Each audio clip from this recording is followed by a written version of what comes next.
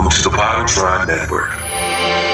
Just Keep Living to me now means I get it. And one of the things about Just Keep Living is that I wanted to have a place where people would feel safe. It really isn't enough to be right. You have to be effective. And you'll learn that the more breaths that you take, the more grace that you're given, the more opportunities that you have to just keep living. Just Keep Living with Marva Hanks. All right, I'm so grateful to be here in after COVID season, and we're back on the air with Just Keep Living on the Potatron Network, and our handsome producer, Walter Johnson Jr., has allowed myself, Julie Heath, and Nicole Sonaike to record on the Just Keep Living podcast about our DRA lending, the origins, beginnings of that, and where we are today. So our story starts in 2016. I am attending Gateway Dallas, and part of the women's empowerment group that we were a part of then in the spring of 2017, we were hearing what the Lord was having us do as individual women. There were 26 women in the class, variety of ages, socioeconomic backgrounds, educational backgrounds. And Nicole and I, hear Julie's story. And so I will let Julie talk about what God was speaking to her at that time. So we were just challenged to ask the Lord what he wanted to talk to us about. And it was about a year after the shootings of the police officers downtown, and I was thinking about that, and I remembered going to an event the morning after the shootings where the police were there and the mayor was there and community leaders were there, and there was a comment that the mayor made.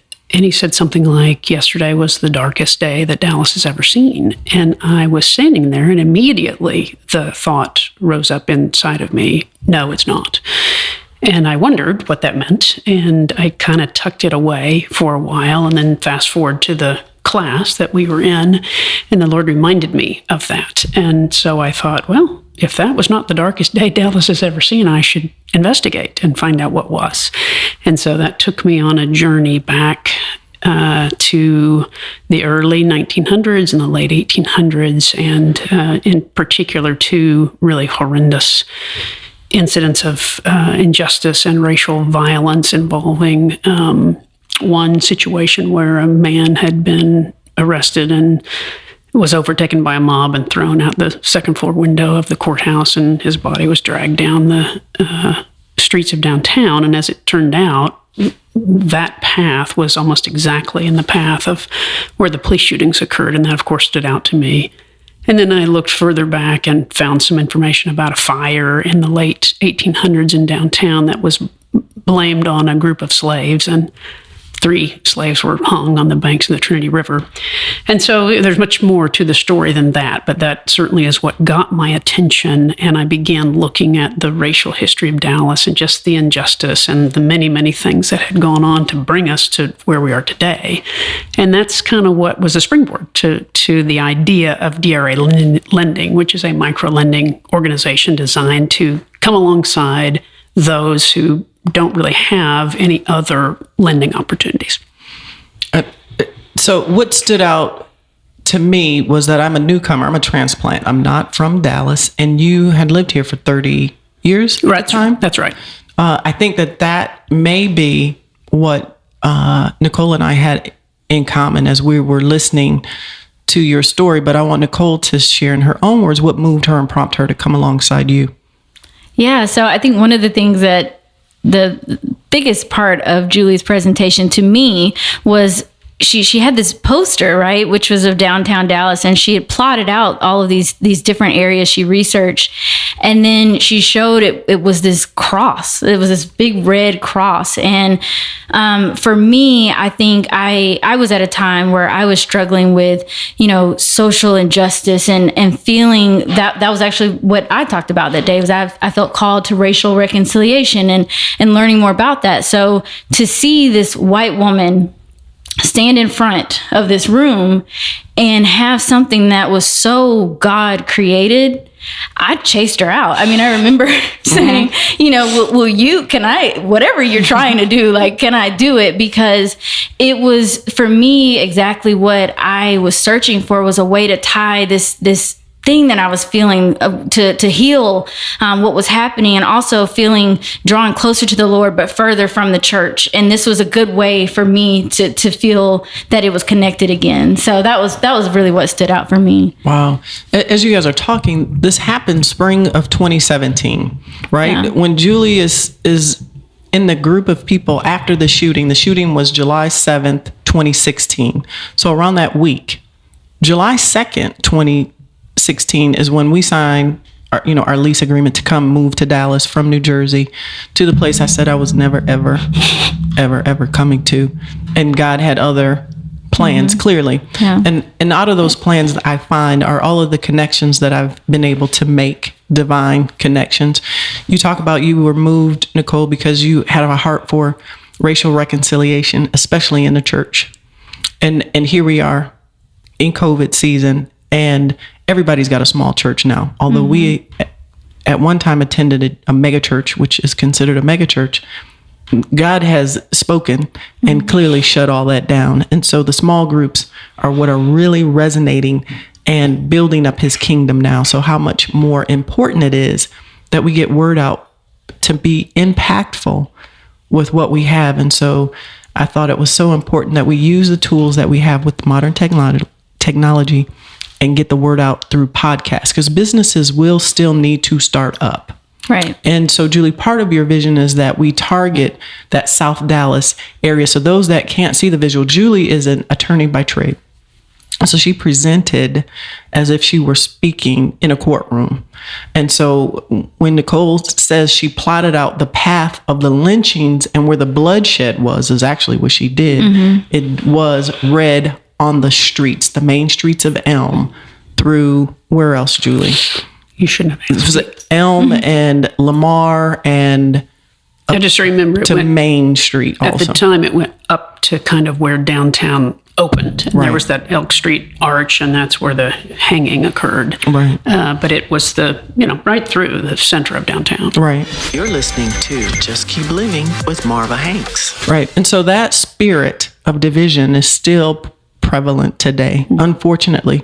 But we've asked the Holy Spirit to guide us and to open up opportunities for us to be a part of the work that he is already doing, find value in the community, come alongside the workers that are already doing good work there, and empower them in lifting and point them up to the power of God, because that's our source. Yeah. We can't, Exactly. we don't have any superpowers.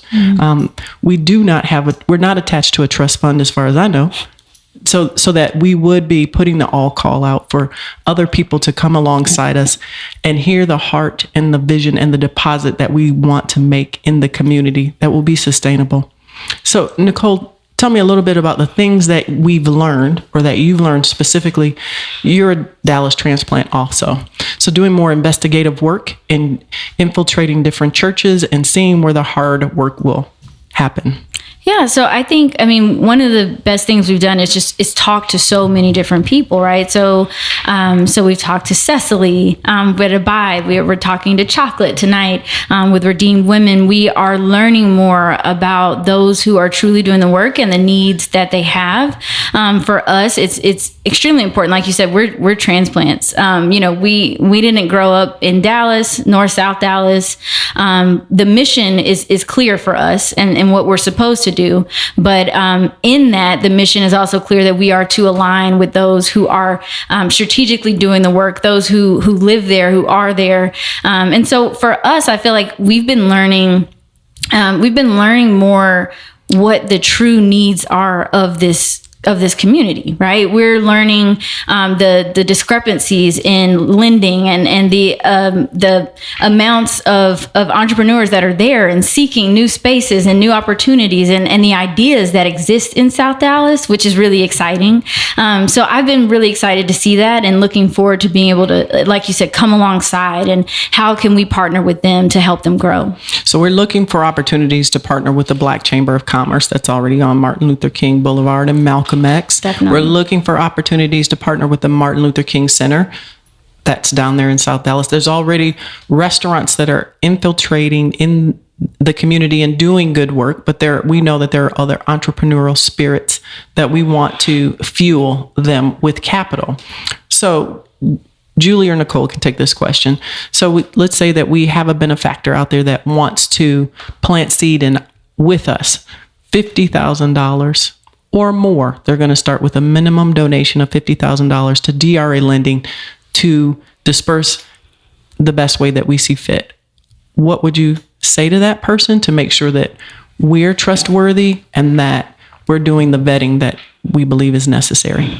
Well, I guess what I was going to say is the thing that I think that we've done really well is not swoop in and say we have all the answers. That, you know, we read that book When Helping Hurts, and I think we're all very cautious about coming in and telling anybody how to do anything. And so we've been really careful about developing those relationships in the community because we know they know the community, but anything that we do is likely to have, is going to have some impact one way or the other in the community. And there are lots of ways that what we might try to do might not be great. It might create unintended consequences. So I guess I would say to the person who's interested in partnering with us that we intend to continue to work only with folks who are on the ground in the community who both know the people who can be helped by our assistance, but also know the impact and the effect that giving might have on the community. So that's what I want to make sure that we do as we continue to and like Nicole said, come alongside. We're not coming in to do anything except empower those who are already there. And I'm grateful that you addressed that savior complex that people might have a tendency to do, to just, they want to write a check, be done, think that that's going to heal anything. Nicole, I know that you're a part of mentorship programs on many different levels. Did you speak to the importance of mentorship along with DRA Lending? Yeah, so for DRA Lending, one of the things we discussed in our early conversations was that we wanted the entrepreneurs who take part in the program to make sure that there is strong mentoring both in their industry and in their lives. And so that's a big part of what we are hoping to do. We're hoping to sign up more mentors that have started businesses, that are running businesses, that know business, that want to walk alongside truly the principles that will make our entrepreneurs who lend from us really successful. So that's a major part of what we're hoping to do. And we've seen, just in research and in conversations that this is what is necessary to have, the best outcomes for success. Okay. As we're going to wrap up, see how easy this is? We're going to wrap up our time on Just Keep Living, which is based on my father's advice to me when I got married, having attended Nicole's wedding 2 years ago now. Yeah, almost. And that was one of his, he's a man of few words, made deep impact in my life, but I hear his voice more clearly now while he's on the other side of heaven now. And one of his words is, I was a kid always wanting to know why or wanting to have my way. All that comes with being the oldest child, and you have to have control and you got to be right and all the things. But his words to me were always, just keep living. So I take that to know now I won't know everything that I have questions for, but the Lord is patient and wise and gentle and kind in his delivery. And so that just keep living is so appropriate for me now in this COVID season. Just keep taking deep breaths. I will have an understanding by and by. Just keep living. Love it. So thank you for coming alongside my handsome host and producer, Walter Johnson Jr. We're going to make this a regular series. Definitely. So that our viewership knows that we're being responsible and are making impact in the community, and how they can get in touch with DRA Lending to give and donate. They can find us at dralending.org. Thank you, Nicole. We appreciate it. So with that, we're going to close out. Thanks, Marva. Thank you. You're welcome. Everyone at some point in their lives will have to settle the matter of disappointment, whether in people or circumstances. Choose to receive His grace to influence your next step. Just keep living with Marva Hanks. Sign up and be a part of the team. Be a Podotron at Podotron.com. Thank you for listening to Podotron.